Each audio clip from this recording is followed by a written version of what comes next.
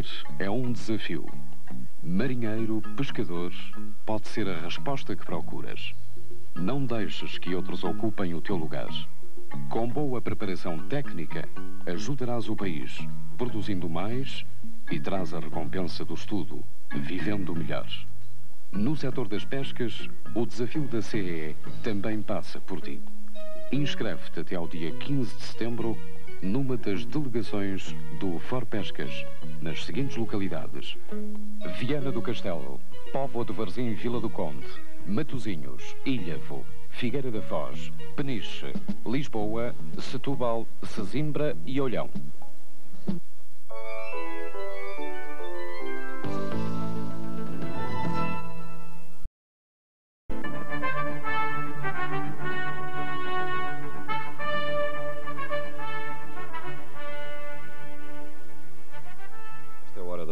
Boa noite. As crianças maltratadas, as crianças mal amadas é o tema que nos vai ocupar esta noite, através de uma reportagem de fundo e de um debate, como habitualmente.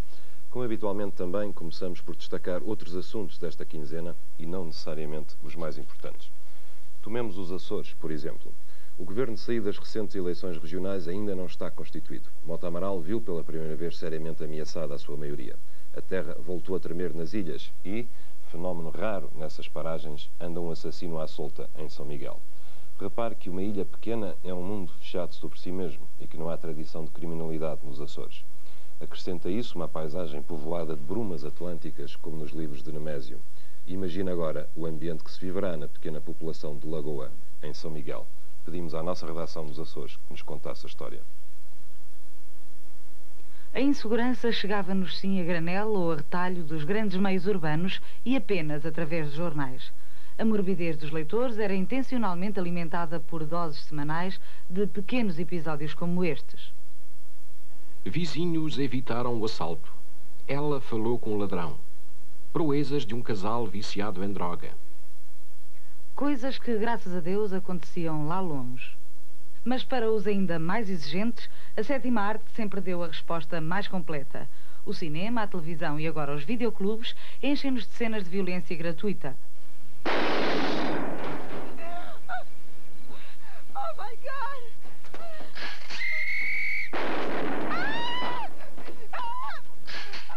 Uma violência gratuita que agora está entre nós e está a fazer as primeiras vítimas. Aqui, na Vila da Lagoa, em São Miguel, um motorista de autocarro foi roubado e morto a tiro o mês passado. Menos de um mês depois, ou seja, há apenas 15 dias, igual sorte teve um comerciante da mesma zona. Enquanto que no primeiro caso não há testemunhas oculares do crime, no segundo caso as 3 testemunhas descreveram o criminoso como sendo um indivíduo magro, totalmente vestido de preto e com a cabeça coberta por um gorro de lã com 2 buracos para os olhos. Ataca armado com uma espingarda caçadeira que não hesita em disparar, apesar de as vítimas serem pessoas idosas que pouca ou nenhuma resistência oferecem. Os tiros são certeiros e dirigidos ao pescoço. Outras características deste caso são o exato conhecimento da zona onde atua, o fato de atacar pela calada da noite e a modéstia dos roubos cometidos. 25 contos num caso e 50 contos noutro. A Polícia Judiciária local desenvolve investigações desde a primeira hora, seguindo várias pistas que até agora se têm revelado infrutíferas. Eu não posso dizer que estamos em causa criminoso porque nós não sabemos se estas pistas são verdadeiras do criminoso. Temos várias, supomos que alguma delas será do criminoso e estamos esperançados que a breve teremos alguns resultados.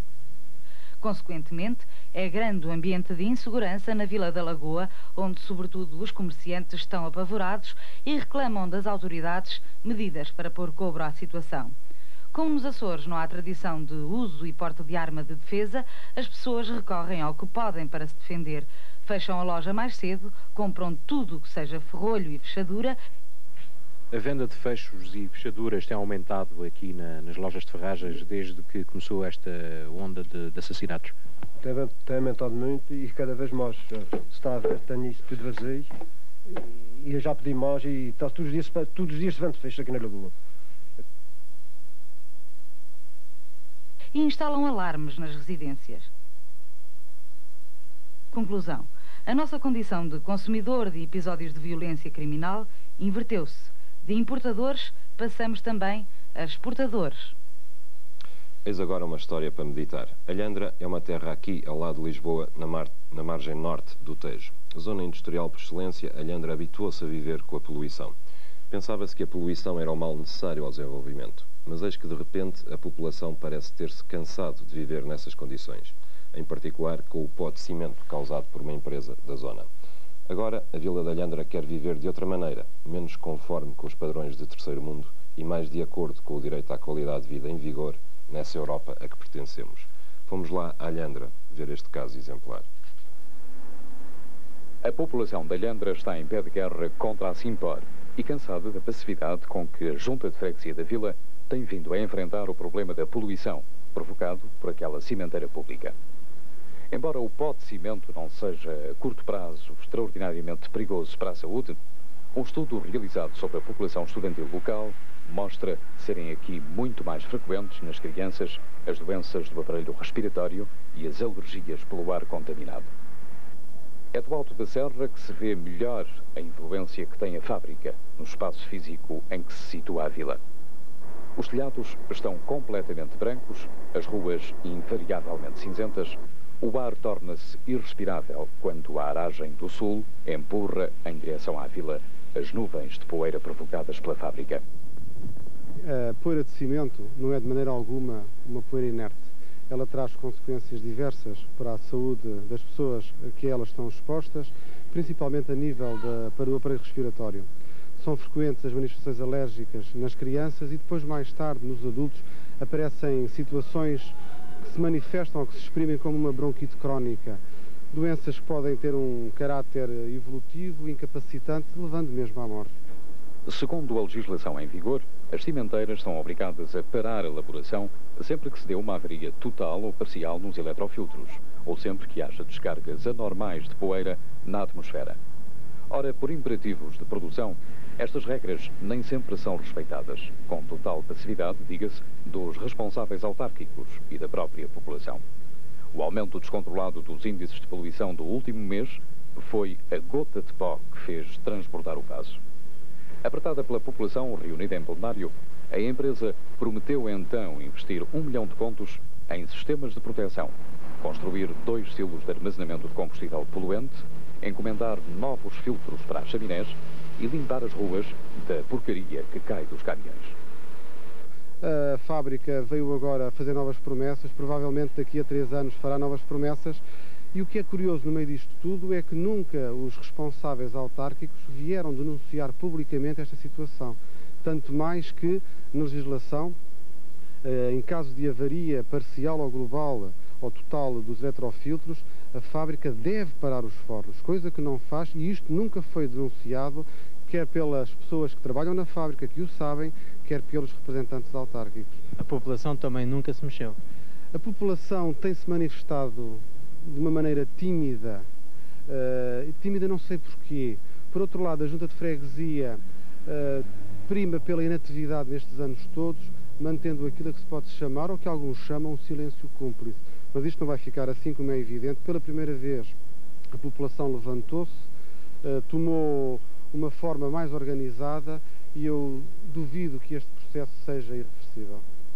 O capitalismo popular parecia ser uma das bases de sustentação do projeto governamental de Cavaco Silva. Um capitalismo popular centrado numa ressuscitada Bolsa de Valores a que todos, as grandes e pequenas poupanças, teriam acesso fácil. Sabe-se o que aconteceu. Depois de um ano de euforia, seguiu-se um ano de decepção. Muitas foram as reformas, entretanto, mobilizadas pelo Governo para tentar salvar a Bolsa. A última delas foi a reunião numa mesma comissão diretiva das Bolsas de Valores do Porto e de Lisboa. Um só homem dirige agora a Bolsa Portuguesa. Esse homem é o Dr. Veiga Anjos, que está no Porto. Boa noite, Dr. Boa noite. Diz-se que a grande finalidade do seu mandato é preparar a privatização da Bolsa. É assim? A finalidade do meu mandato também é preparar, de facto, a entrega da Bolsa à gestão privada. Mas, naturalmente, que tem outras componentes. Até a generalidade, digamos, da legislação que preparará as bolsas para a gestão privada está a ser tratada numa secção especializada da Comissão Nacional das Bolsas de Valores, que é presidida pelo Dr. José Luís Sapateiro. Então qual é o fundamental do seu mandato, Sr.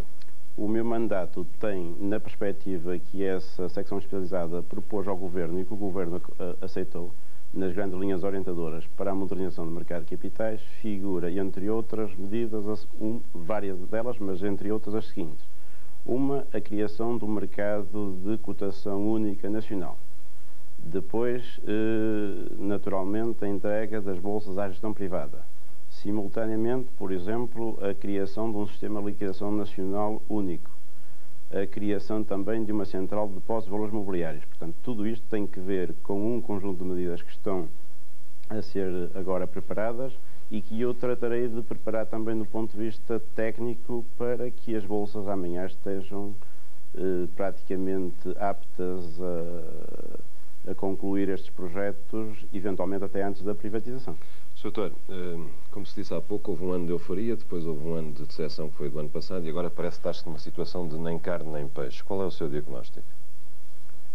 O meu diagnóstico é de otimista. Otimista na medida em que as bolsas ou o mercado de capitais têm alguma ligação bastante com a economia do país. A economia está em bom andamento. O mercado de capitais tem que ver com o estado das empresas que se encontram cotadas nas bolsas e a generalidade das empresas tem cumprido com os programas a que se propôs. Sr. Doutor, desculpe, mas é isso exatamente o que se diz que não acontece com a nossa bolsa, que ela não tem ligação nem com o estado da economia, nem com a situação das empresas. De facto, não tem havido. Eu tenho sido uma das pessoas que tem afirmado várias vezes que não há racionalidade no mercado. E não há racionalidade porque, de facto, as pessoas ainda não conseguem perspectivar nos resultados apresentados pelas empresas a potencialidade que elas encerram e, de facto, talvez por isso é que o ano passado se verificou um crescimento anormal das cotações, que levou inclusivamente ao crash e que levaria inevitavelmente, e este ano verificou-se também uma certa irracionalidade na baixa contínua das mesmas cotações que chegaram, em alguns casos, como sabe, a que as empresas estejam cotadas abaixo do valor contabilístico. Sr. Doutor, mas o problema de fundo, a razão de fundo para essa situação não será o facto desta bolsa ser uma bolsa para especuladores e não para investidores? Uma bolsa que não atrai a pequena poupança, já que as ações não dão dividendos? Isso não são simbólicos? Isso é realmente um motivo a ter em conta na nossa bolsa. De facto, qualquer bolsa internacional tem como perspectiva para o investimento a distribuição de um dividendo. As empresas portuguesas, tradicionalmente, não praticam a distribuição de dividendos.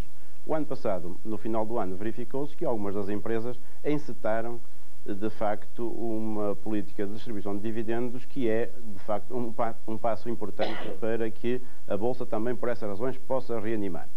Sr. Doutor, outros problemas que se diz é que é uma bolsa onde os grandes negócios não passam pelos pequenos acionistas. Isto é, vimos isso com as OPVs, agora está-se a ver com as ofertas públicas de venda de empresas e parece que será o mesmo com as ofertas públicas de compra. Há um lote de gente que quer comprar umas ações, compra-as à socapa e o pequeno acionista, a sua ação não sobe pelo facto de terem-se vendido uns milhares de ações. Repara, o problema das OPAs, que são as ofertas públicas de aquisição, é um problema que nos preocupa, como todos os problemas que envolvem a problemática das bolsas, mas é um problema que está regulamentado no Código das Sociedades Comerciais e que obriga os grandes investidores, sobretudo quando compram posições de capital importantes, a fazerem esse tipo de operações para que o pequeno investidor também possa ocorrer e possa vender nesse momento as suas ações. As bolsas não têm uma competência especial no que diz respeito às OPAs, a não ser, de facto, libertar as empresas, os grandes acionistas, os grandes investidores dessa necessidade, no caso de lhes ser solicitada e de as bolsas entenderem que, por motivos expostos, as empresas podem, ou os grandes investidores podem disso ser dispensados.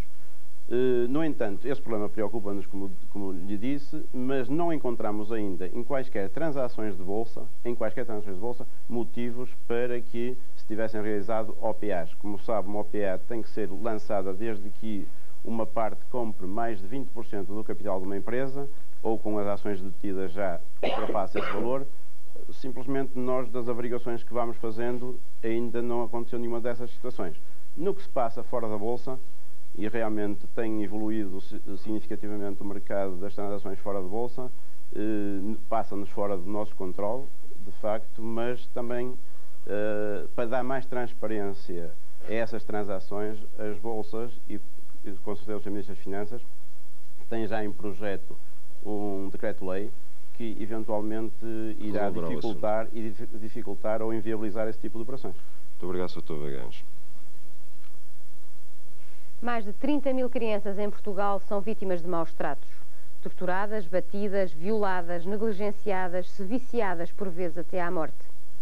São as crianças mal amadas, carentes de tudo o que possa permitir o seu livre desenvolvimento. Trata-se de histórias de violência no seio das famílias de que, em regra, não gostamos de ouvir falar. Mas elas são reais e passam-se mesmo ao nosso lado. Destruir este verdadeiro muro de silêncio que encobre os maus tratos infantis foi o desafio que aceitamos quando decidimos realizar este trabalho. Infelizmente, os principais interessados nesta denúncia não sabem ainda exprimir-se, tendo apenas o choro como defesa. As 4 histórias que lhes vamos contar, das muitas que haveria para escolher, poderão parecer-lhe difíceis de aceitar, insuportáveis, para nós também. Se os recém-nascidos tivessem memória, Filipa nunca mais se esqueceria dos seus primeiros 20 dias de vida aqui em casa dos seus pais, nos arredores das Caldas da Rainha. Foram 20 dias de fome e maus tratos que por pouco não lhe causaram a morte. Apesar do seu choro incessante, nem a avó nem os vizinhos lhe valeram. Filipa só tinha para defender o próprio pai que a maltratava e a mãe que assistia. Finalmente foi a mãe, a pretexto de uma intoxicação alimentar, que a levou ao hospital. No entanto, os médicos haveriam de constatar que o bebê apresentava escoriações por todo o corpo, especialmente na cabeça, para além de um preocupante estado de desnutrição.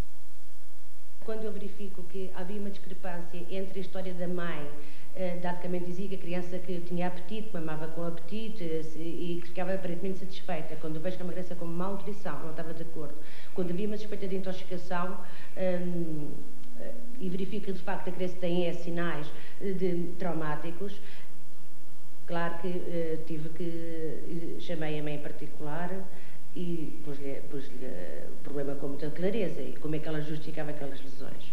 Então a mãe, muito assustada, muito imprecisa, muito difícil de contacto, muito tímida, me impressionou bastante, disse-me que alguém pegava na criança e atirava para cima da cama, mas que não era ela.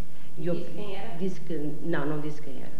Disse que alguém, também eu reparei, mas a mãe também tinha sinais de maltrato, porque a mãe, apesar de ter um nível socioeconómico razoável, vestir relativamente bem, tinha uma equimose palpebral no olho. Portanto, eu disse-lhe, pois quem bateu na tua filha foi quem te bateu também a ti, não é verdade? E ela disse, é assim, senhora doutora, mas não disse quem era. Disse que, de facto, eu perguntei, mas porquê é que batem porquê é que arremessam a criança, porquê é que essa pessoa arremessa a criança para cima da cama? Então ela diz-me, sabe, é que ela chora muito. E então fazem isso, essa pessoa faz isso que é para ela se calar. Eu presumo que a criança chorava com fome. Constatada a extrema gravidade do estado do bebê e comunicado o caso ao tribunal, este decidiu que a pequena Filipa ficasse retida no hospital e não voltasse para os pais. Acusados do crime de maus tratos, pai e mãe foram julgados. Ela acabaria absolvida. Ele cumpre atualmente uma pena de 18 meses de prisão, depois de ter sido provado que, tal como se lê na sentença, o réu, quando a filha chorava de noite, vibrava-lhe pancadas com as mãos e até com o cotovelo, na cara, na cabeça e no corpo. Com esta conduta, pretendia o réu punir por vingança a filha por lhe perturbar o sono. A mãe, principal testemunha dos maus tratos, revela uma extrema timidez e recusa-se a acusar diretamente o marido, com quem pretende refazer a vida depois deste sair da prisão. Ivone, qual era a sua reação, qual era a sua atitude quando via o seu marido tratar mal a bebê? Ficava triste. Ele não, quer dizer, ele não tratava assim mal. Às vezes ela estava a chorar, eu ficava chateada e assim. Chateada é uma coisa, agrediu é outra, e o seu marido chegou a agredir a sua filha? Sim, daquela vez tinha aquelas marcas assim na cara, do nariz e assim, sim.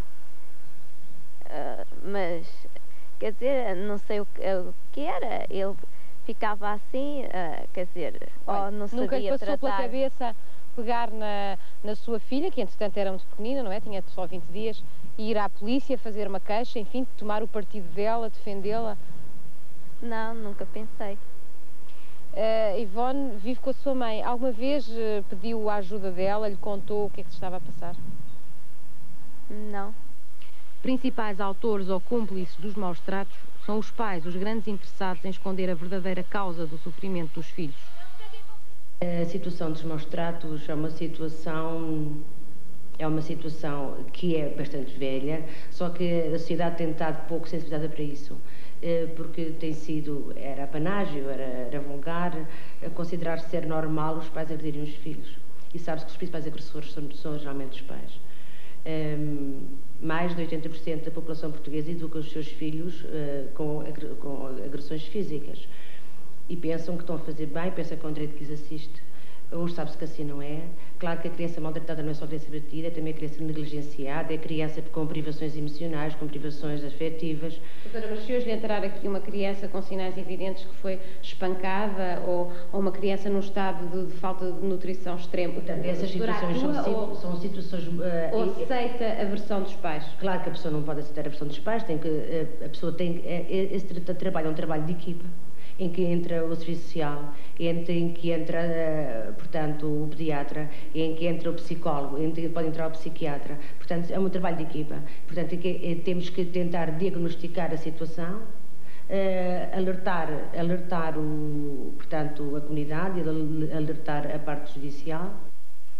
Salva em estado quase terminal, a pequena Filipa encontra-se hoje e, apesar do desacordo dos pais, entrega a um casal sem filhos que a pretende adotar. Não obstante também ter sido absolvida, a criança, quando entrou no hospital, apresentava um aspecto deplorável, até no aspecto de higiene, de onde resultava que não era tratada nas devidas condições. Por outro lado, também consta de elementos do processo que a mãe, durante o período todo que a criança esteve no hospital, apenas lá foi uma vez, desinteressando-se completamente da criança.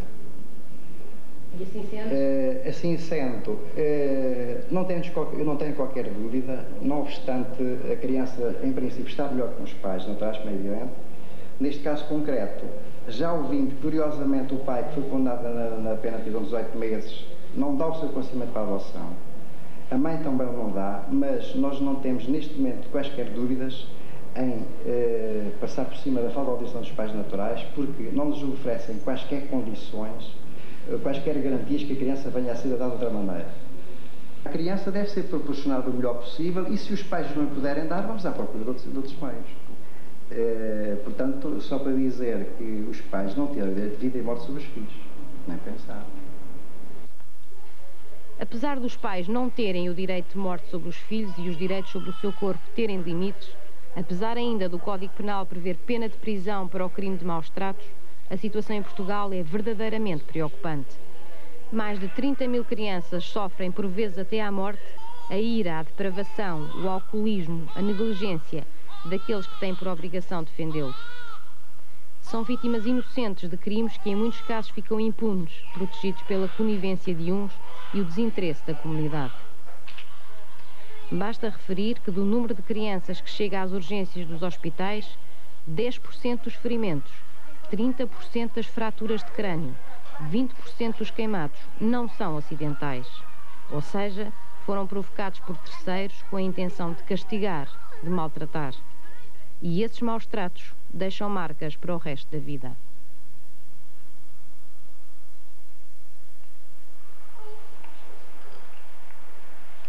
O Luís tem 1 ano e meio. Extremamente bonito e bem disposto, ele representa o ideal de bebê que todos os casais gostariam de ter.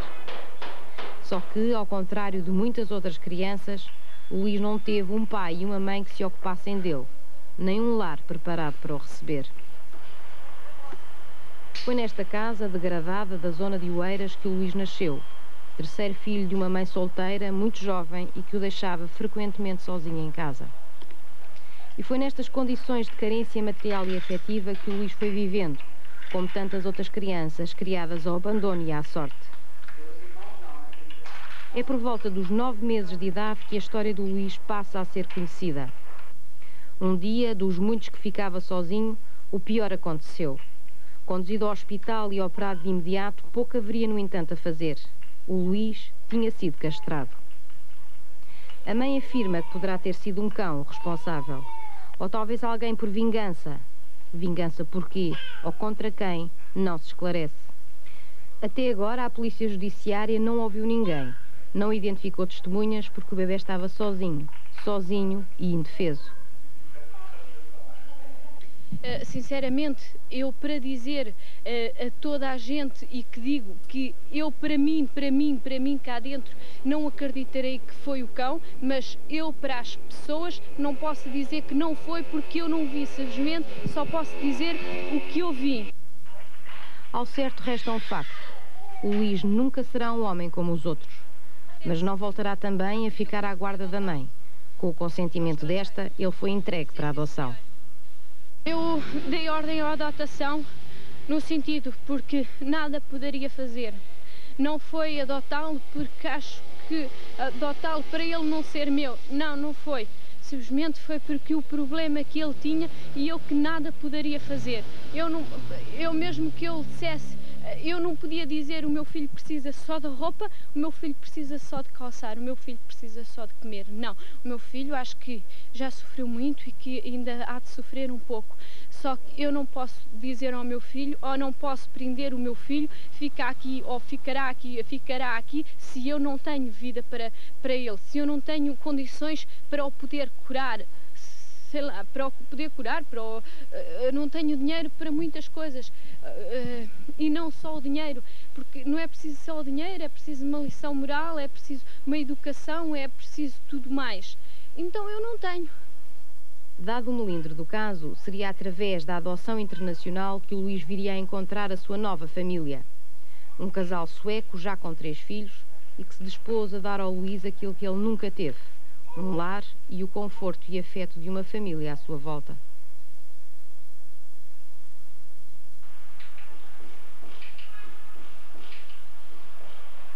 Com apenas alguns meses de vida, a Sara foi violada. E por mais chocante que pareça, não é caso único, bem pelo contrário. O quadro é conhecido. Uma situação de miséria material e moral, uma criança indefesa face à perversidade dos que a rodeiam. Também, como em tantos outros casos, o responsável pelo crime fica impune, acoberto da lei do silêncio e das cumplicidades domésticas. A mãe da Sara vive num gueto de pobreza no meio da cidade de Lisboa. Veio da África criança, teve vários companheiros e vários filhos. A Sara não foi um bebê desejado. O pai nunca reconheceu a paternidade. A mãe luta com grandes dificuldades económicas e pretende separar-se do atual companheiro, mas não tem outro sítio para onde ir. Quando houve a tentação de violência contra a minha filha que houve aqui dentro da casa, eu sou a pessoa que trabalha no sábado, entre as 9 e sai 1h da tarde. E isso, há aqui 3 indivíduos aqui dentro, um sendo para os meus filhos, que é o mais velho, dos meus filhos mais velhos que eu tenho em Maltepina, chegam hoje, e mais 2 indivíduos que ele pôs aqui dentro da casa, que viram a casa aí, os colchões onde eles dormem. Não sei qual é o deles que quis fazer essa tentação. Uma criança prematura que nasce de 6 meses e meio. Até hoje em dia estou para saber.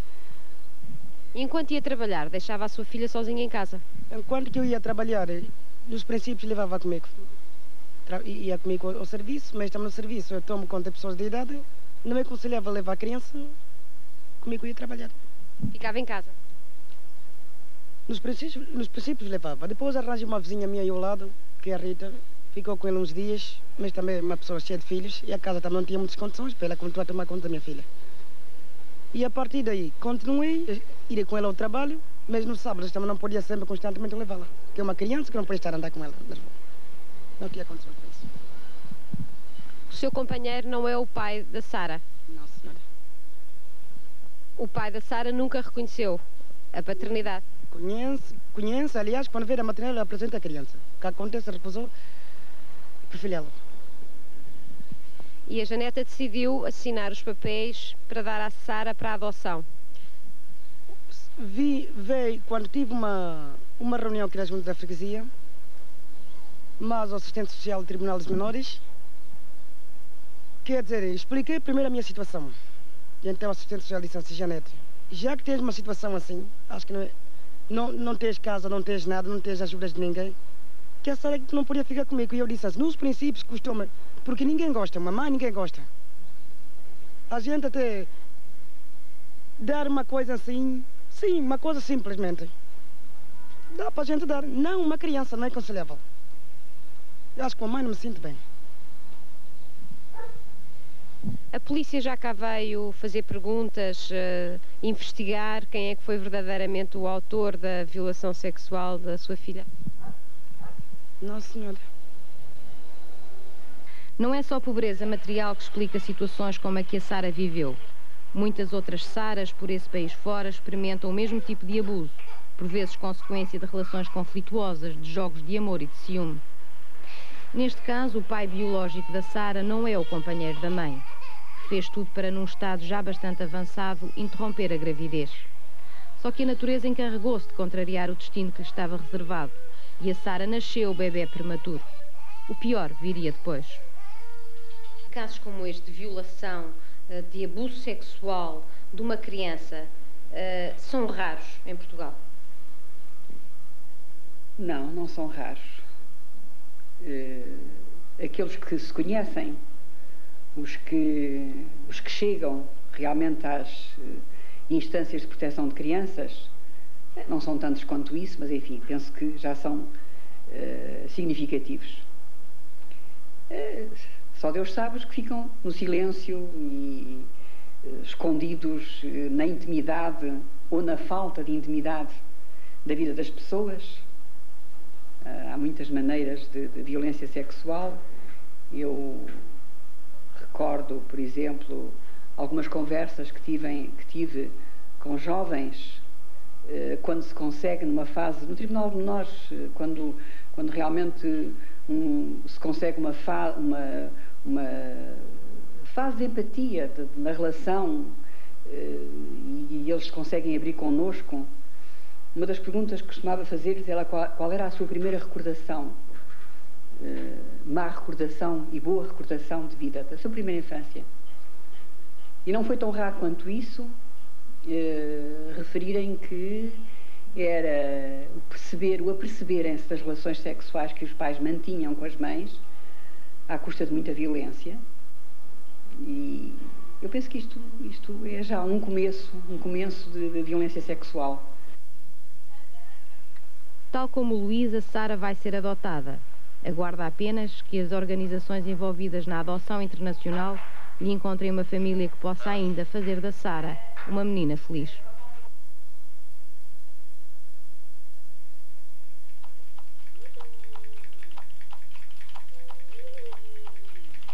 Teresa tinha 14 anos quando lhe coube a mesma sorte, ser violada. O autor da proeza, segundo ela, é um seu tio. Mas antes que os morosos meandros da justiça resolvessem o assunto, a natureza antecipou-se. Dessa relação criminosa nasceu há um ano uma filha. Teresa não a rejeitou, mas agora espera ao menos que a justiça condene o pai da criança a pagar-lhe uma pensão que assegura a sobrevivência da filha. Eu estava a dormir e depois senti abrir a porta, que eu tinha sempre a porta fechada. Conforme senti a porta, e o meu tio começou-me a destapar. Era eu assim, mas o que é isto? Era ele assim, cala-te, cala-te. E eu, claro, fiquei assim. Era eu assim, vá-se embora daqui. Era ele assim, cala-te senão eu mato. E depois sei que ele se pôs em cima de mim. Pronto, a conta dele se pôs em cima de mim. Mas a partir daí não dei conta de mais nada.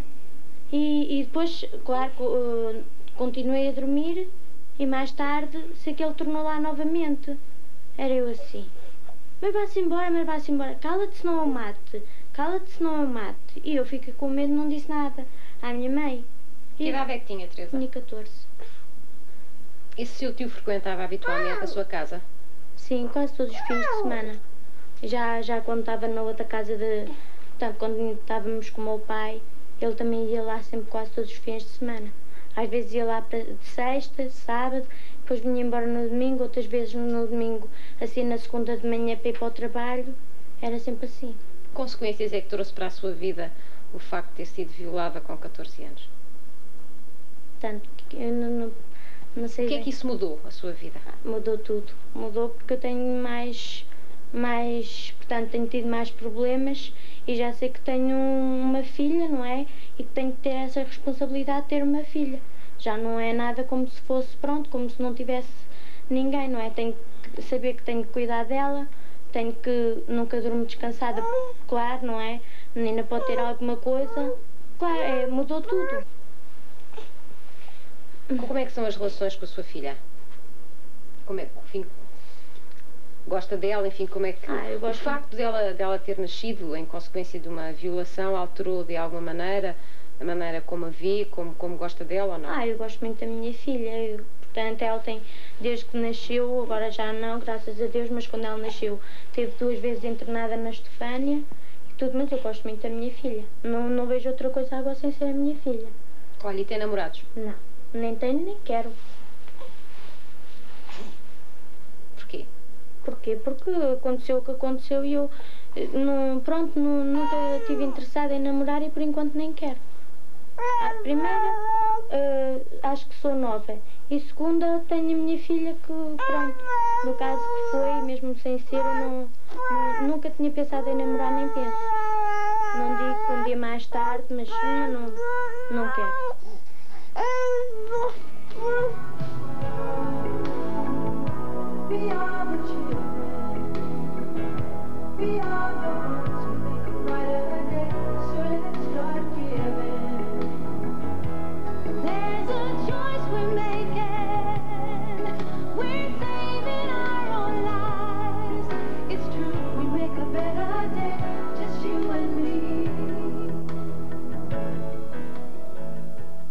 Pois é, há coisas quase insuportáveis de ver, mas a nossa missão é revelá-las, é trazê-las a público e debatê-las. Fique connosco, porque é isso mesmo que vamos fazer na segunda parte deste programa. Até já.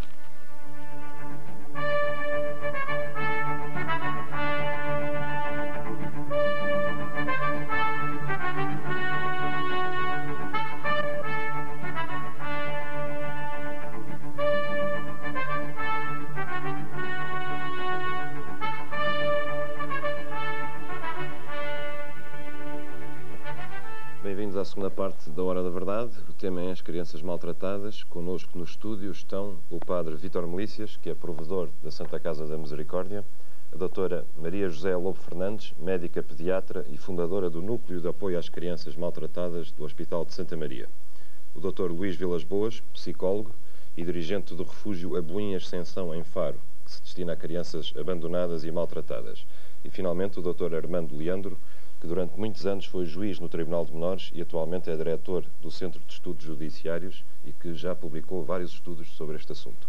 E o debate, esse, é com a Margarida Marante. Sr. Juiz, todos nós, quando acabamos de ver esta reportagem, ficamos profundamente revoltados. E talvez ainda mais revoltados pelo facto de constatarmos que, na maioria destes casos, o crime dos maus tratos é um crime impune. Como é que é isto possível, Sr. Devo dizer que a reportagem impressionou-me pela sensibilidade e pela categoria que ela revela, e é importante para nós, pelo menos eu, modesto servidor desta causa, ver que a criança sujeito de direito chegou à televisão a um programa de qualidade, para mais com a categoria dos entrevistadores. Devo dizer o seguinte, muitas pessoas me falaram sobre se devia ou não estar a imagem das crianças por forma a poderem ser ou não identificadas. Pessoalmente penso que não, embora perdesse sem dúvida força. E não, penso que não devemos dramatizar. Será isso um novo maltrato? Penso que não, pela forma sensível como o tratou. Permite-me só interromper para dizer que nós, jornalistas, e especialmente relativamente a este caso, compete-nos mostrar e não esconder.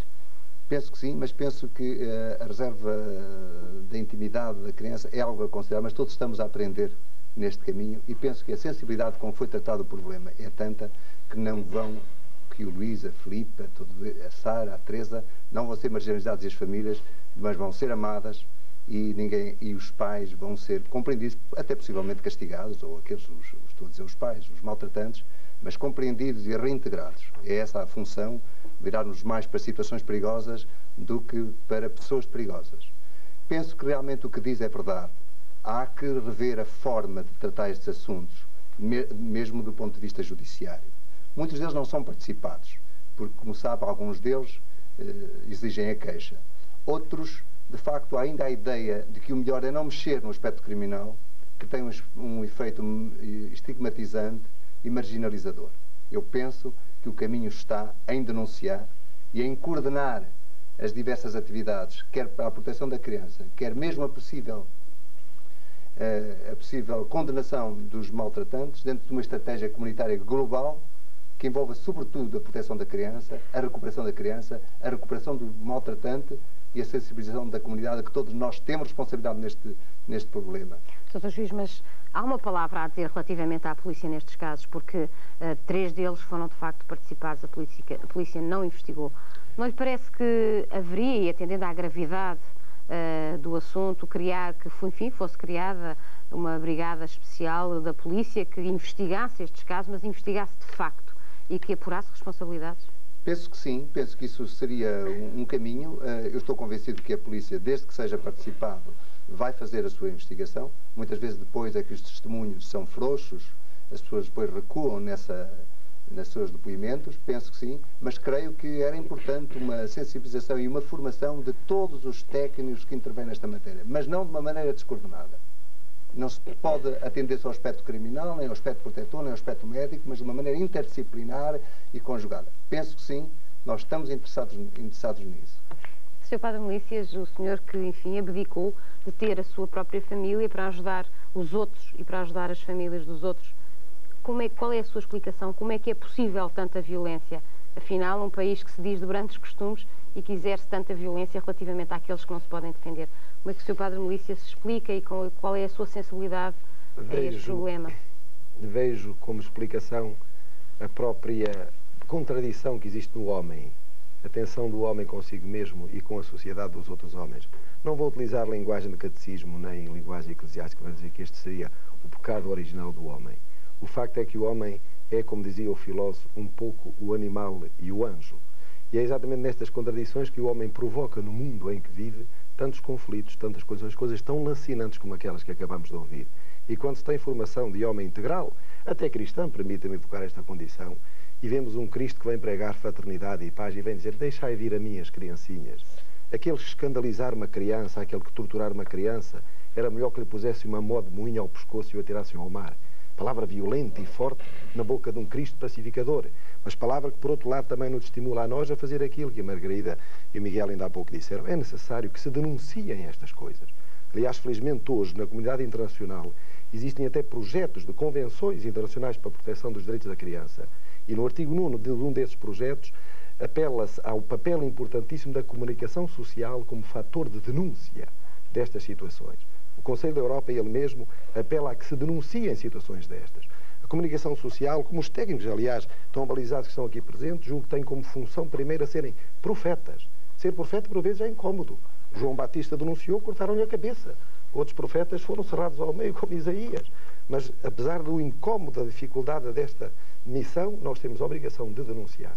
É certo, como disse ainda há pouco o Dr. Leandro, que há uma delicadeza na denúncia, que é salvaguardar a intimidade, a privacidade, a personalidade daquele que é mostrado, que é posto na praça pública, que é posto a nu como vítima de um maltrato. Mas nesta sabedoria de nós nos encontrarmos a salvaguarda dos direitos de intimidade e privacidade da criança ou daquele que é maltratado e a denúncia que urge fazer, nós temos um papel importantíssimo. E bem-ajam por terem chamado este tema a uma televisão de um país onde, apesar de sermos de brandos costumes, como costuma dizer, cometemos infinitas violências contra as próprias crianças. Dr. Luís Vilas Boas, provavelmente a reportagem que acabou de ver não o surpreendeu. Casos como este fazem parte do seu dia-a-dia.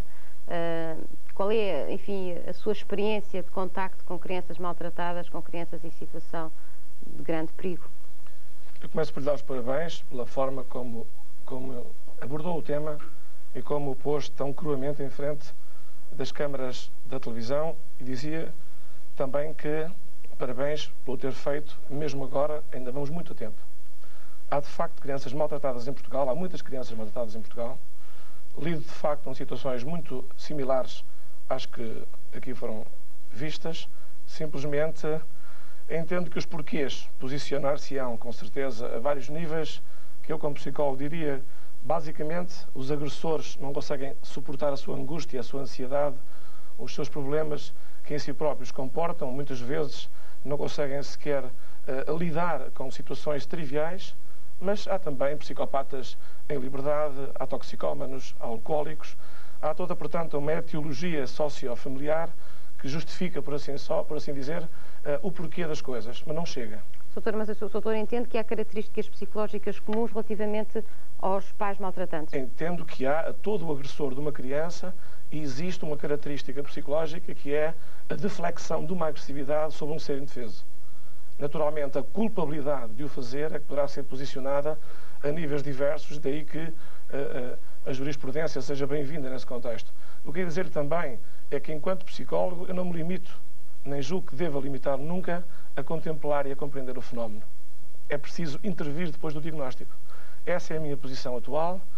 Nós temos atualmente situações dramáticas ao nível de maus tratos, crianças com 3 anos violadas na presença de irmãos, crianças que viram o pai matar a mãe na frente deles, crianças abandonadas ao ar livre em galinheiros. Isto são factos que temos com que lidar no dia-a-dia, às vezes em zonas onde não seria predictível acontecerem estes tipos de situações, mas a nossa dificuldade é, como dizia aqui o juiz Armando Leandro, e permito-me citar uma frase dele que muitas vezes uso: a criança só tem um tempo de ser criança, e nós, se calhar, só temos um tempo de a ajudar. Diria também que não há que escamotear a realidade por um lado, mas também não há que dramatizar. Há que desdramatizar frontalmente a situação com que temos que lidar. Em Portugal há crianças maltratadas. Como as acolher? O que fazer após o acolhimento? Como as devolver à família de origem? Como as devolver a uma família alternativa? Como as reabilitar intelectualmente, emocionalmente? Falar dessa parte do problema após o diagnóstico. Doutora Lobo Fernandes, a senhora é médica pediatra, bom, são os médicos nos serviços de urgência aqueles que estão numa situação privilegiada para detectar os casos de maus tratos. Pergunto-lhe, os seus colegas por esse país fora, acha que eles estão sensibilizados para esses problemas ou acha que a atitude mais vulgar é de aceitarem pura e simplesmente a versão dos pais que levam as crianças às urgências e que, obviamente, são os principais interessados em esconder a verdadeira causa do sofrimento deles? Os principais interessados em esconder a causa dos próprios médicos. Os próprios pais. Os próprios pais. Se os médicos, portanto, aceitam a versão dos pais, ou como é que o corpo médico reage a este problema? Eu penso que o que vimos foi a ponta de um iceberg que é muito maior e tem expressões clínicas totalmente diferentes destas que vimos agora nas câmaras. Que há muito a fazer para prevenir exatamente chegar-se a situações extremas. Que nós estamos no início de uma caminhada que já foi iniciada noutros países, portanto o problema não é um problema de Portugal, portanto são 30 mil em Portugal, mas foram mais de 30 mil e nós sabemos que por cada caso detectado há 9 que ficam clandestinos. Mesmo nos países onde existem estruturas e onde já há uma organização para fazer a detecção, o tratamento e o encaminhamento e a reabilitação destas crianças e destas famílias. Eu penso que não basta ficarmos pela fase de ficarmos indignados com a violência. Portanto, a violência indigna-nos, mas a indignação é tão efêmera como inútil. Doutora, mas explique-nos um pouco como é que as coisas acontecem. Sermos tocados. Quando uma criança entra no banco de urgência, com nódulas negras... O que eu lhe posso dizer é que há necessidade das estruturas de saúde também para encararem uma nova patologia, que é de facto a patologia psicossocial que atinge a criança e, portanto, tudo aquilo decorrente da violência, em que a criança é vítima, porque é o que estamos a tratar, é da violência sobre a criança com a sua origem intrafamiliar. De facto, isto é uma realidade, é uma nova patologia, é a patologia dos comportamentos, é uma preocupação, inclusivamente, das estruturas internacionais de saúde, é a perspectiva social da própria saúde que está em jogo e que tem, de facto, para o qual os técnicos de saúde têm também de se preparar para saber dar a resposta a isto.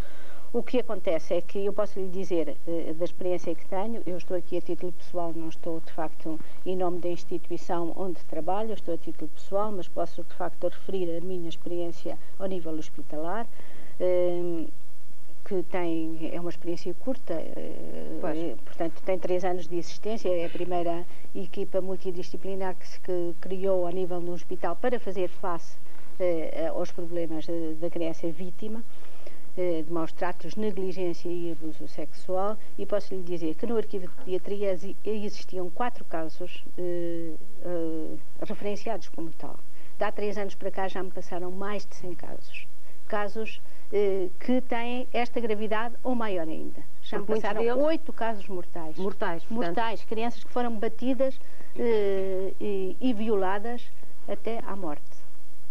Crianças que foram, de facto, deixadas de ser alimentadas porque aquela criança não tinha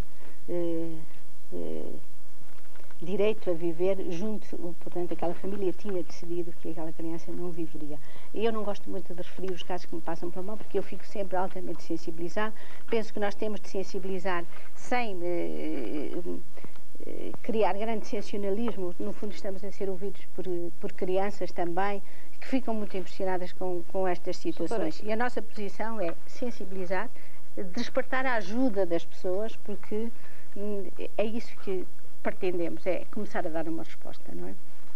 Sr. Juiz, fala-se também, a propósito deste problema dos maus tratos, um pouco na questão do desinteresse da comunidade relativamente a estas crianças, porque tratando-se de crianças extremamente jovens, que ainda sem capacidade de fugir de casa dos pais, ocorrendo a maioria das violências dentro de casa, e daí até a dificuldade de prova que o Sr. Doutor há pouco referiu, que a comunidade, por vezes a vizinhança, que ouve uma criança chorar dias e noites a fio, que a vê por vezes cheia de nódoas negras, enfim, de sinais que realmente não faz nada, não reage. Um pouco de acordo com aquele princípio, em casa alheia não metas a colher, etc.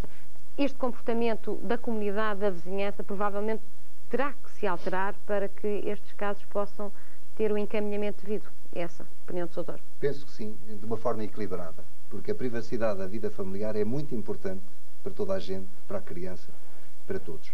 Agora, há que ter a consciência que é necessário intervir a tempo, de uma maneira que seja determinada pelo desejo de proteger a criança e não de perseguir o vizinho. Mas para proteger a criança há o direito de participar dos casos. E é preciso, cada vez mais, haver instâncias informais que recebam essas participações e que as comuniquem a quem de direito. Por exemplo, o Instituto de Apoio à Criança lançou há poucos dias o SOS Criança, em que está o número de telefone, para quem quiser telefonar e dar conta. Podem dirigir-se e, sobretudo, não só participar, mas colherem esclarecimentos sobre a forma de atuar. Vamos supor que eu tenho conhecimento. Pois, em relação ao SOS Criança do Instituto, penso que não é para participar, é para saber quais são os mecanismos que deve utilizar para que possa ser encaminhado. Vamos imaginar uma situação... Não funciona como uma forma de denúncia do caso, não é? Vamos imaginar que eu tenho conhecimento de um caso de maus tratos, enfim, eu quero agir relativamente àquela criança, a quem é que me deve dirigir? Em princípio deve dirigir-se ao Tribunal de Menores. Em princípio é o curador de menores que encaminhará o caso, na minha perspectiva. Embora eu possa fazer logo o juiz. Mas neste aspecto da intervenção, pensamos que é a lei que o estabelece, a necessidade da denúncia. Penso que a denúncia deve haver. Para mim, deve começar pelo Tribunal de Menores, porque visa proteger a criança. E não pela polícia. E não pela polícia. Penso, a polícia transmitirá naturalmente. Mas pode ser também pela polícia que o transmitirá ao Tribunal de Menores e também às instâncias criminais. O que é necessário é coordenar as várias ações. E a nossa proposta é que isso parta do Tribunal de Menores sem prejuízo do possível tratamento criminal da situação. Mas há que denunciar para poder detectar os casos, diagnosticá-los de uma maneira interdisciplinar, proteger a criança em situação de crise. Para isso há necessidade de centros de acolhimento. A Santa Casa da Misericórdia tem nisso um grande apoio, tem um bom centro de acolhimento e apoia outro centro de acolhimento, designadamente um pequenino, que a Associação Portuguesa para o Direito de Menores lançou. As câmaras municipais têm nisso um papel fundamental. A Câmara de Oeiras vai proporcionar que a Associação Portuguesa para o Direito de Menores de Família instale um outro centro de acolhimento. Vai nos fins de janeiro haver um encontro de autarquias promovido por centros judiciários em Lisboa, exatamente a respeito da prevenção criminal, em que os maus tratos são também...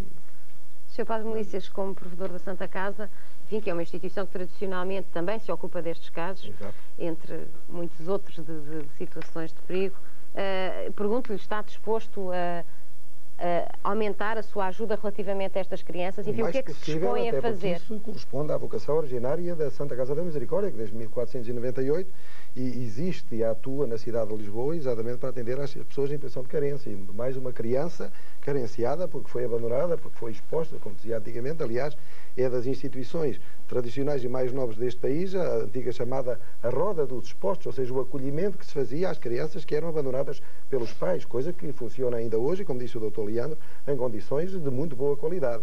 Nós, neste momento, temos umas 60 crianças no nosso centro de acolhimento e observação, afora as 40 crianças, mais ou menos, que nesse momento se encontram no Hospital Pediátrico de São Roque, e a Misericórdia tem, por tradição e até por qualidade técnica, efetivamente, um papel importante a desenvolver nessa matéria e está disposta, porque deve mesmo estar por sua vocação, a aplicar os recursos públicos que lhe são entregues, os recursos dos cidadãos, para que se evitem o mais possível estas situações, pela prevenção e mais para que eles sejam efetivamente, como disseram os dois doutores, sobretudo que intervieram, sejam atendidos com um diagnóstico correto e com depois um tratamento também adequado. Tratamento que não é para fazer só sobre a criança, como sabem melhor do que eu, mas sobre a própria sociedade e designadamente os maltratantes, quer sejam pais, tutores, vizinhos ou outros. De qualquer maneira, eu aproveito por circunstância de estar agora a usar a gentileza que me deu da palavra, para reforçar o que disse o Dr. Leandro, o doutor juiz, quando referiu a necessidade de defender a privacidade e a intimidade quer da criança, quer da família. Não esqueçamos que são direitos fundamentais de todo o homem. Simplesmente aqui pode haver também, por vezes, situação de choque e de conflito. Sr. Padre, mas não acha que a privacidade da família deve ceder? Eu ia exatamente dizer isso.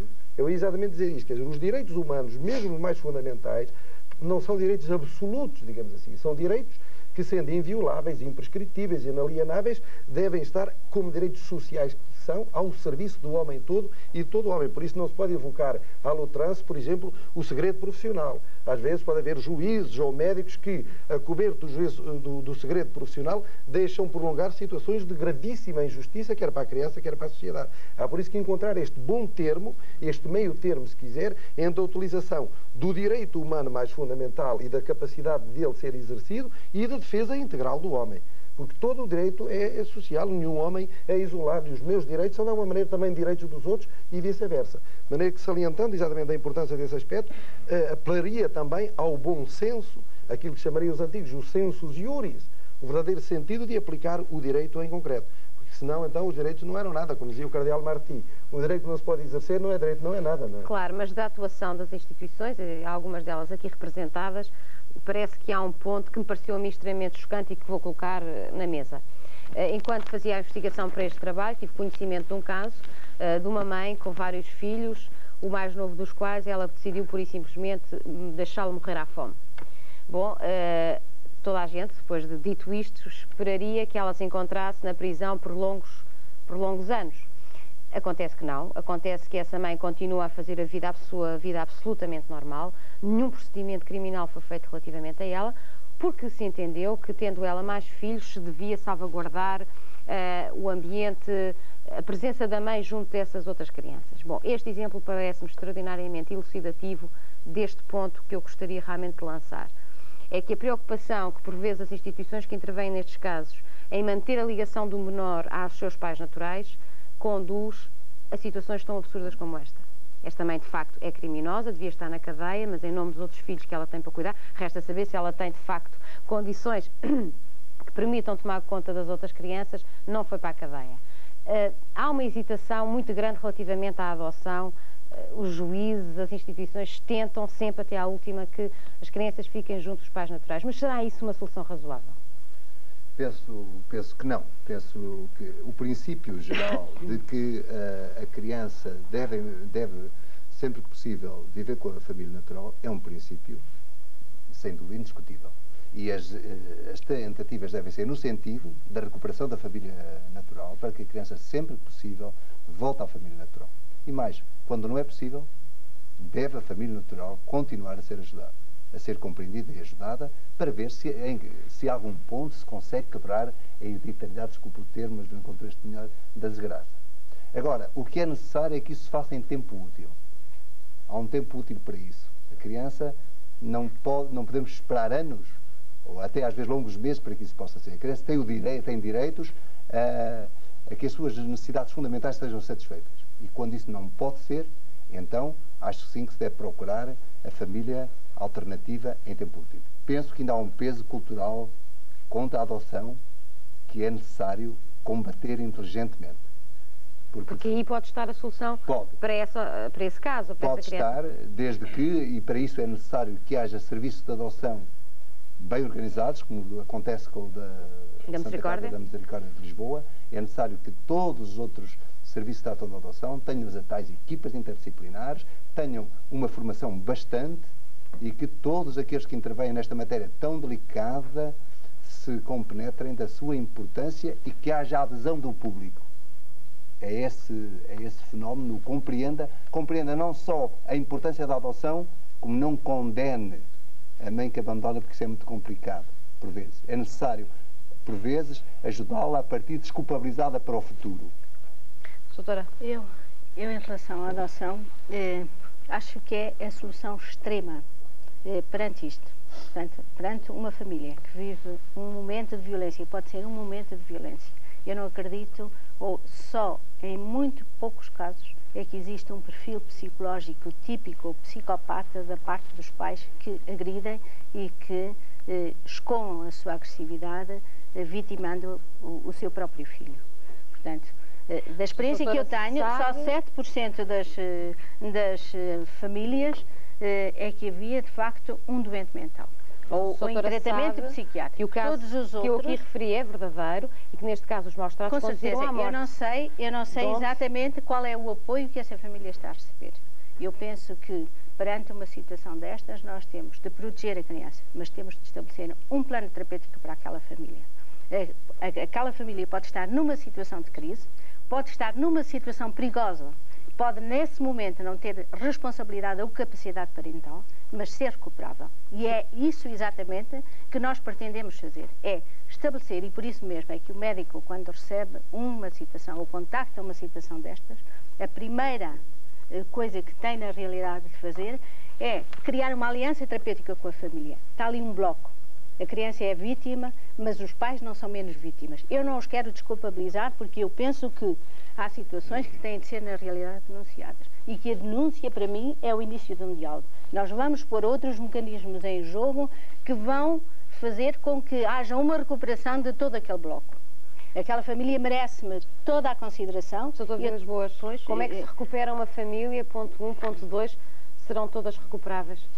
Eu preferia, talvez, se me desse licença antes disso, ressaltar, relevar das intervenções dos meus companheiros nesta grata sessão de troca de impressões sobre maus tratos, que há aqui uma interdisciplinaridade, de certa forma, latente, como que a dizer vamos fazer todos juntos o que devemos, visando uma mesma finalidade.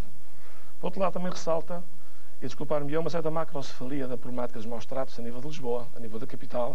Por exemplo, no Algarve não há Tribunal de Menores ainda. Por outro lado, ressalta também uma preocupação muito intradisciplinar, como, por exemplo, o doutor aqui muito bem posiciona os problemas que se colocam a uma médica pediatra que lida com urgências, o doutor juiz Leandro, que tem que relacionar e tem que ponderar para decidir, ou tem que formar pessoas para decidirem.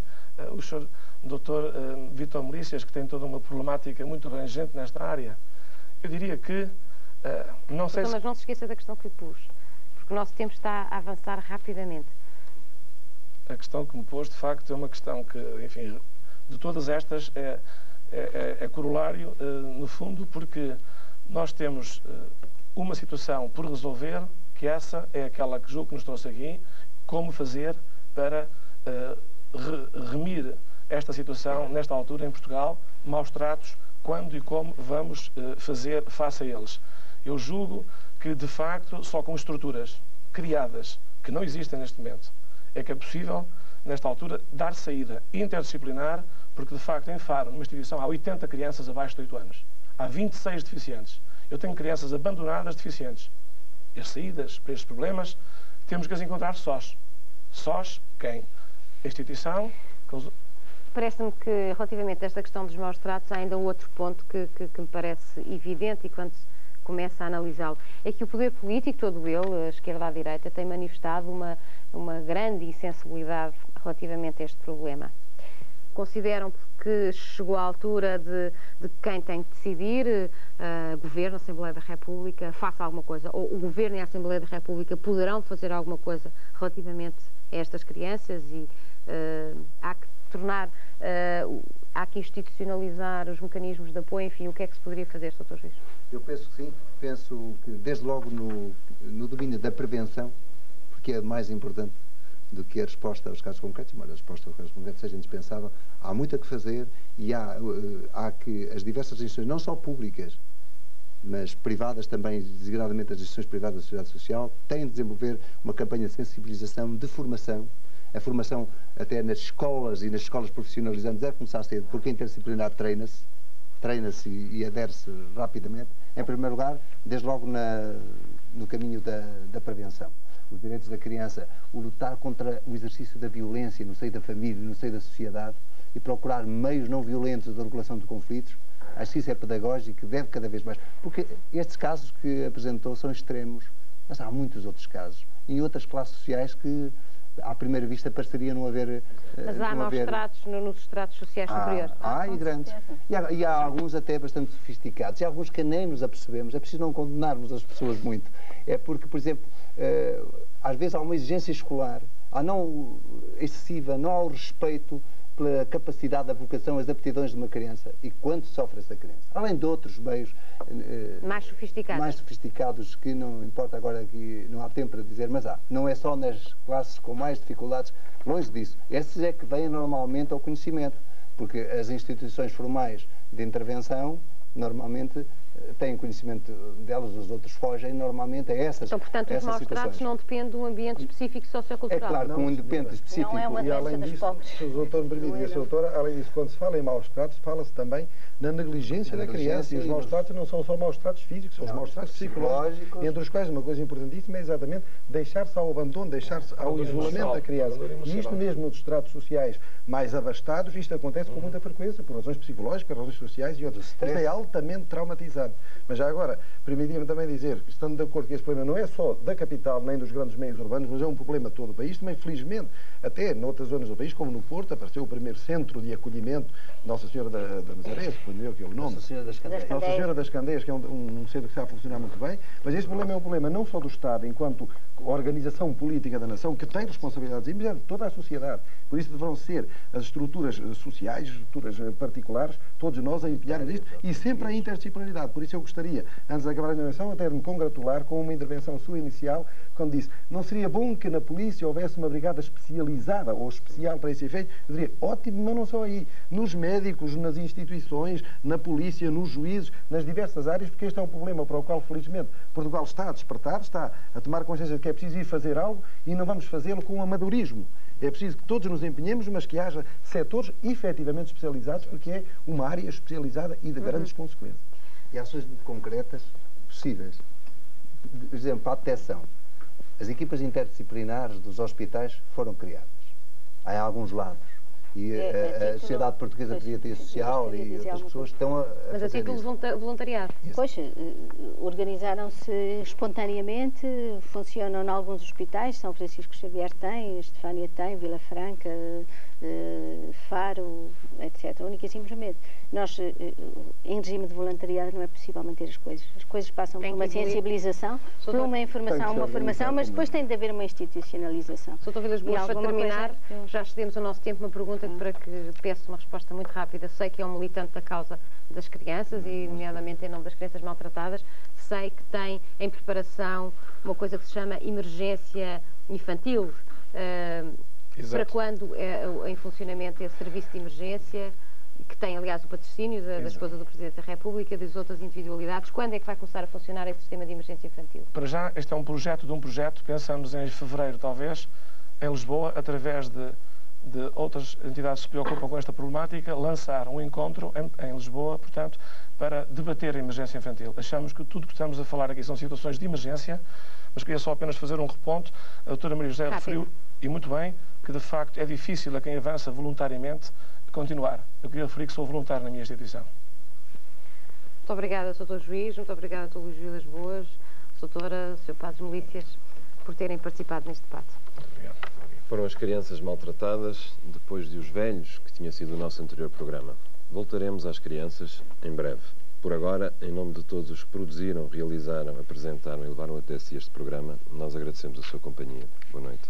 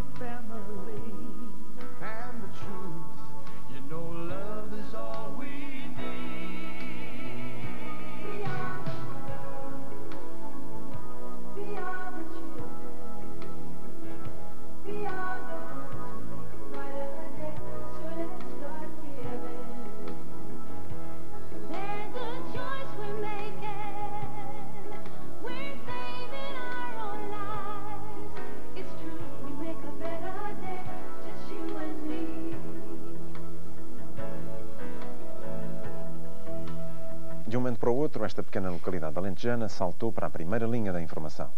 Na origem desse facto, uma criança. Uma criança hemofílica, portadora do vírus da SIDA, que do seu lado parece ter apenas os pais. O resto é uma história feita de segregação e ignorância. A opinião dos pais, de nenhum pai, enquanto não tivermos um documento assinado por, portanto, superiores a que os nossos podem ir à escola e aquele miúdo não frequenta a escola, os nossos vão à escola. Com aquele miúdo lá dentro, não. Para estas duas mães, mais vale ter um filho analfabeto do que um filho doente. É esta a opinião dos moradores de Valdemaceiras, que continuam a proibir as suas crianças de frequentar a escola. Foi aqui que uma entre 17 crianças caiu que nem uma bomba. Tem apenas 6 anos, é hemofílico, chama-se Cláudio. Frequentou a escola apenas um dia, pois sobre ele caiu a suspeita da SIDA e o pânico de uma povoação. A professora foi quem lançou o alerta, e quem alertou a professora foram as palavras preocupadas da mãe de Cláudio. Disse-me que o miúdo tinha feito um teste, o teste HIV, e que esse teste era positivo. E ela tinha muito medo que se tivesse qualquer problema para mim, para a minha família ou para alguma criança. E então avisou-me para que eu tivesse, portanto, o máximo de cuidado e que tivesse sempre presente todo esse material e que assim, portanto, talvez se pudesse evitar qualquer problema. E qual é que foi a sua reação? Eu fiquei realmente assustada. Fui dizer à senhora que o meu filho era hemofílico e necessitava de cuidados especiais. E levei-lhe as luvas para quando ele sangrasse, porque ele de vez em quando sangra, portanto ele é hemofílico, já se sabe, de vez em quando sangra. E então, portanto, levei-lhe as luvas para quando ele sangrasse, portanto, ela utilizá-las para uma precaução, para não haver problemas nem para ela, nem para os miúdos, nem para ninguém. Mas, portanto, a professora não diz isso, diz que a senhora disse que o seu filho já tinha o vírus da SIDA e podia transmitir a doença. Isso pois não, mas ela não pode dizer isso, porque se ela disser isso, o problema é dela, não é comigo. Este casal diz ignorar se o filho é ou não portador do vírus da SIDA. Em Lisboa, no Hospital Dona Estefânia, onde a criança tem sido tratada, apenas lhes disseram que o estado clínico do Cláudio não é de alarme. A criança fez, porém, os testes de despiste da SIDA e não há uma resposta clara sobre o seu resultado. Vive-se então a suspeita, uma suspeita que para os restantes moradores de Valdemaceiras se transformou numa ameaça terrível. E esta aldeia do concelho de Fronteira, Alto Alentejo, reagiu à sua maneira ao problema. Valdemaceiras é uma freguesia que vive essencialmente em família. E acontece um caso destes e as pessoas começam realmente a estar um pouquinho marginalizadas, não é? E como é que se vê isso? Como é que se nota que isso de facto está a acontecer? Nota-se, por exemplo, o pai entra no café, ou a mãe, ou as vizinhas, e as pessoas afastam-se. Pouco conversam com eles. Senhora, imagina qual é o drama que essa família está a viver. Sim, muito. Eu, como mãe, portanto, acho que se fosse por mim, sentia, portanto, uma grande tristeza a ter os meus filhos assim. Mas como isso não se passa pelo meu, não quer ter essa tristeza, não é? E tem cá vindo algumas pessoas responsáveis de Lisboa, não? Sim. Fizemos uma reunião, o delegado de saúde do Conselho de Fronteira mandou cá vir a doutora Laura Aires. O que é que ela disse? Ela disse que não se pega assim, como as pessoas dizem, só se pega em relações sexuais e injetamentos. Ninguém confiou nas palavras de Laura Aires, coordenadora do grupo de trabalho sobre a SIDA. Os pais dos alunos dizem que ou o meu ou os deles, ou vai o meu ou vai os deles. Agora aí penso que quem pode decidir isso é o Estado, é a Ministra da Saúde, é os ministérios, eles é que podem dar uma solução a isso, não somos nós. A família de Cláudio sente-se só. Desde setembro que esta situação se arrasta e Valdemaceiras recebeu apenas até agora uma visita de autoridades escolares e da saúde. Foi por ocasião da referida reunião com Laura Aires, em suma, o encontro que nada resolveu entre uma comunidade que entrega a si própria não quer correr riscos. É um caso que faz pensar. Professor Machado Caetano, de uma vez por todas, as pessoas correm alguns riscos? Há alguma razão para terem receio? Não, nenhuma. Isto, acabei de ver uma reportagem que é realmente o paradigma da ignorância completa, da desumanidade e da falta de compaixão e carinho pelos doentes. Isto é um espetáculo revoltante da Idade Média. Portanto, a minha mensagem para o Valdemaceiras: precisam de um documento assinado. Eu ouvi esta reportagem pela primeira vez, está aqui. Eu sou professor da Faculdade de Medicina, sou médico e sou um elemento do Ministério que coopera com o Ministério da Saúde. Os vossos filhos podem ir à escola. Portanto, as crianças de Valdemaceira podem ir à escola. Não há nenhum risco de transmissão da SIDA. Antes, pelo contrário, o que é notável foi a humanidade e o civismo da mãe destas crianças.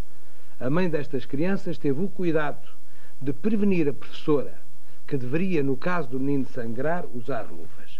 Isto foi um ato de civismo, um ato de educação.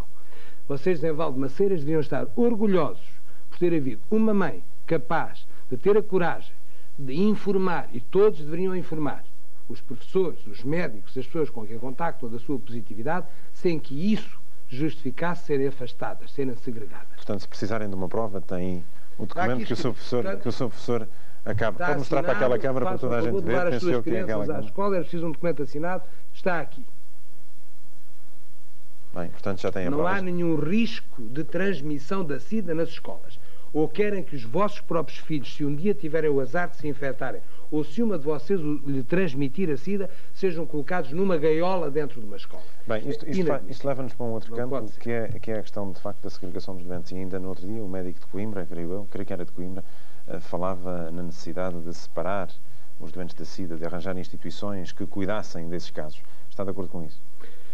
Bom, eu penso que, apesar das campanhas todas e do Dia Mundial da SIDA e da exposição que está para a elucidação do público sobre a SIDA, que vai correr as 18 capitais de distrito, é necessário voltar a dizer aos portugueses que a SIDA, de facto, como foi dito pela professora Laura Aires em Valdemaceiras, transmite-se através do sangue, como a hepatite B e outras doenças, e pelas relações sexuais. Tirando isso, o convívio com uma pessoa doente, numa escola, no local de trabalho, na rua, no café, não transmite o vírus. O vírus não se transmite dessa maneira, não há nenhum perigo. Portanto, não há razão para segregar essas pessoas. Essas pessoas não só não devem ser segregadas, como a grande campanha, e permitam-me que também mostre este documento, a grande campanha pelo mundo inteiro é um mundo de alerta da própria Organização Mundial de Saúde contra a discriminação. Discriminar significa segregar, pôr de lado.